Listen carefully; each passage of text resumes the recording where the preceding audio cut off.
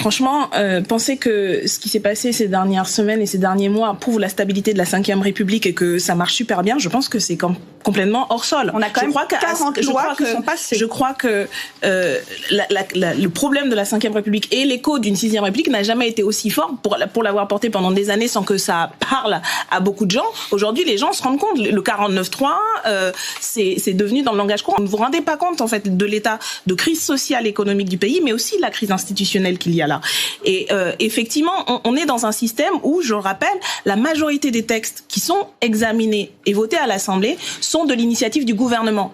Faut que les gens s'en rendent compte. Ils élisent des députés, mais la majorité du temps, c'est le gouvernement en fait qui décide de tout, qui décide de l'ordre du jour, qui décide de combien de textes on va avoir, qui décide du rythme. Non, il y a plus de textes, il y a un peu plus, mais vous avez aussi des moyens, notamment cette niche parlementaire. Et j'y arrive.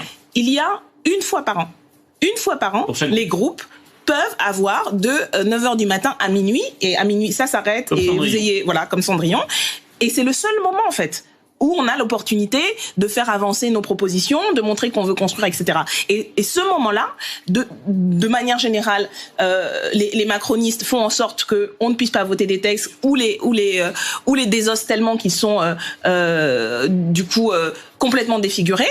Et on se retrouve là dans un moment justement de niche parlementaire. C'est le seul espace de liberté parlementaire qu'on a. Et même ça, il ne l'autorise pas. Et je pense que c'est vraiment très grave. Vous ne vous rendez pas compte à quel point vous participez au délitement de la légitimité des institutions. Et pour terminer, je ne pense pas que c'était en mettant en cause individuellement. Vous l'avez fait tout à l'heure pour Monsieur Éric Coquerel, vous le faites pour Monsieur de Courson.